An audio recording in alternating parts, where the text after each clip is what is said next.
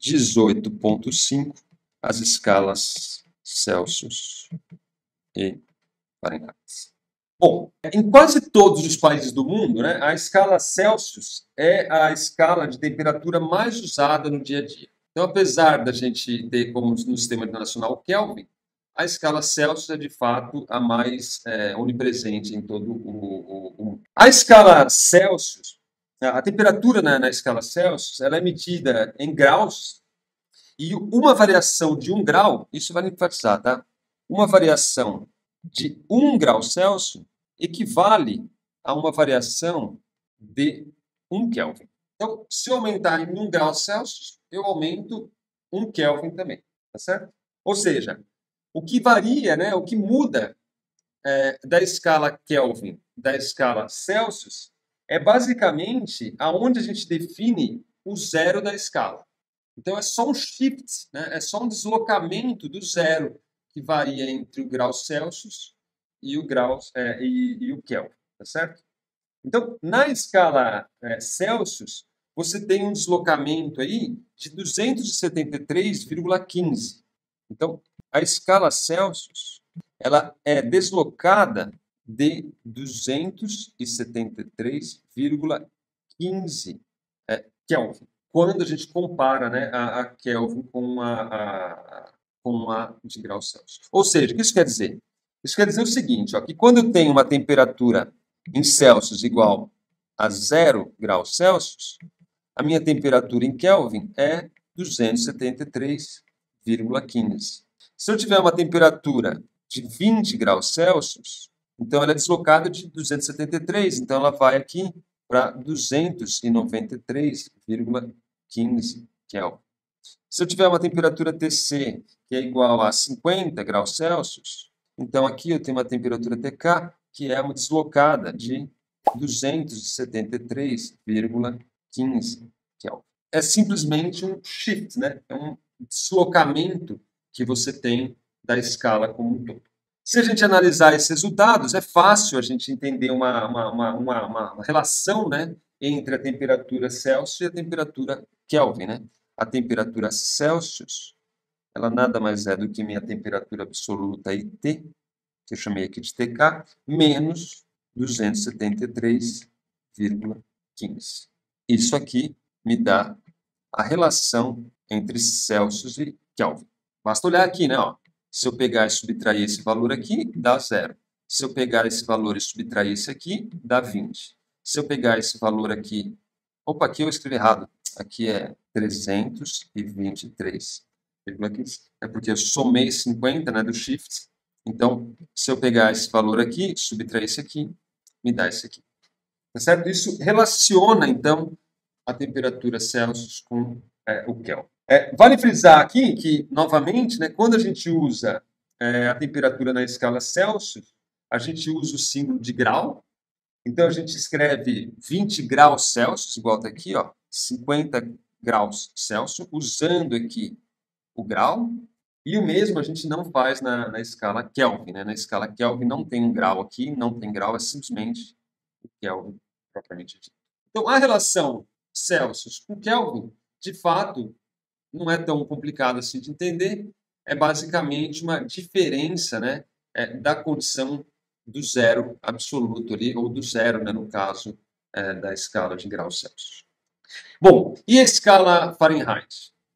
A escala Fahrenheit ela é bastante comum nos Estados Unidos, mas ela tem uma pequena diferença. Ela não é simplesmente um shift, né, um deslocamento do zero. Então, além da diferença do zero, então a gente tem um shift de 32 no caso da Fahrenheit. Além disso, o Fahrenheit, cada grau dele é um pouco menor do que o grau do Celsius. Então, quando eu desloco 1 grau Celsius, na realidade eu estou deslocando 1,8 Fahrenheit. Certo? Então, o Fahrenheit ele tem uma escala menor. Quando eu desloco 1 Fahrenheit, eu não estou deslocando 1 grau Celsius. Para deslocar 1 grau Celsius, eu preciso deslocar 1,8. Então, se eu tenho uma variação de 2 graus Celsius, eu tenho uma variação de 3,6 Fahrenheit. Se eu tenho um deslocamento de 3 graus Celsius, eu tenho 3 vezes 1,8, né, que vai dar 5,4, Fahrenheit. Então, a escala é diferente também. Tem um shift de 32 e para cada grau Celsius eu ando 1,8 Fahrenheit. Eu não sei dizer exatamente como foi definido o zero da escala Fahrenheit. Eu não sei qual é o conceito por trás. Teria que dar uma estudada um pouco melhor. Eu realmente não sei. Deve ser algo. Se procurar na Wikipedia, você deve achar. Mas a motivação do Fahrenheit eu não sei qual é. Mas para relacionar, de fato, não é tão complicado. Dá um shift de 32 graus e para cada 1 grau Celsius você anda 1,8. Tá certo? Essa é a brincadeira envolvida. Então, se você analisar como é que relaciona um no outro, a relação Fahrenheit com Celsius, você tem o seguinte, ó, a temperatura em Fahrenheit, ela é igual a 1,8 ou 9/5, né, da temperatura Celsius, e aí tem o shift de 32 graus. Ou seja, quando é 0 Celsius, eu tenho 32 no Fahrenheit. Para cada 1 grau Celsius a mais, eu tenho 1,8 somado ao 32. Então, se eu variar aqui de 2 graus Celsius, eu estou variando de 3,6 Fahrenheit. Se eu variar de 3 graus Celsius, eu estou variando de 5,4 Fahrenheit. Só isso, é uma escala um pouco diferente. A abertura, né? Enquanto o Celsius é um negocinho assim, o Fahrenheit ele é um pouco maior ali para poder ter a mesma variação, né? Então, esse tamanhozinho de 1 grau Celsius, tá aqui, isso aqui, 1 grau Celsius, eu andei não só 1 Fahrenheit, mas andei 1,8, né? Então, na verdade, o Fahrenheit aqui é um pouquinho menor, né? Porque para andar 1 grau Celsius, eu tenho que andar não só 1 Fahrenheit, mais 0,8, né? Então, o Fahrenheit, a escala, ela é um pouquinho menor quando comparado com a escala de graus Celsius. Para ilustrar isso aí de uma forma visual aqui, né? Eu apresento, então, ó, as relações aqui para ficar bem claro. Ó. Então, tá aqui, ó. Essa é a brincadeira, ó. Aqui está o zero de todo mundo. Aliás, aqui está o 0 Celsius. Então, o 0 Celsius dá 32 Fahrenheit e dá 273,15 Kelvin. Então, o zero do Kelvin está lá para baixo. Mas uma coisa importante observar é que a distância aqui é igual à distância aqui. A escala, a variação de 1 grau Celsius é igual à variação de 1 Kelvin. O Fahrenheit é uma escala um pouco menor, né? Tá vendo? Porque quando eu ando 1 grau aqui, eu andei 1,8, tá vendo? Então, ela desloca 1,8 para cada grau Celsius que eu estou movimentando, para cada um que eu estou deslocando. Não, o zero da escala Fahrenheit não é o zero absoluto, né? O zero absoluto vai dar menos, você vai pegar aqui, ó, você tem que descer 273,15, né? E mais 32 ainda, né? Então, é lá para baixo. Basta você fazer a relação. Você escreve aqui, ó, o TC. Vou mostrar o zero em Kelvin aqui, ó. Você pega o TC, substitui aqui, ó. Aí você pega o TK igual a zero, ou seja, basicamente pegar esse número aqui, multiplicar por 9, dividir por 5 e somar 32, vai te dar o zero absoluto aí em Fahrenheit. Beleza?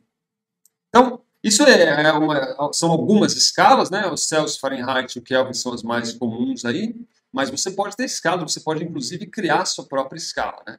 Basta você ter uma ideia. Bom, para cada grau Celsius eu tenho 1,8, eu tenho 3,6, eu tenho 0,5, você escolhe qual que é a diferença para definir sua escala.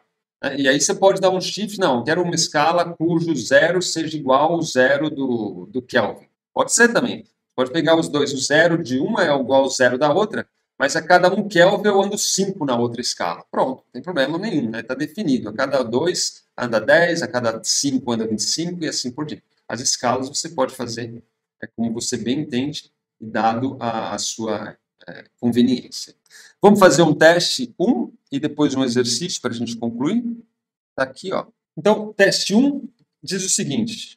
A figura mostra 3 escalas lineares de temperatura, com os pontos de congelamento e ebulição. Então, aqui é o ponto de congelamento e aqui está o ponto de ebulição da água.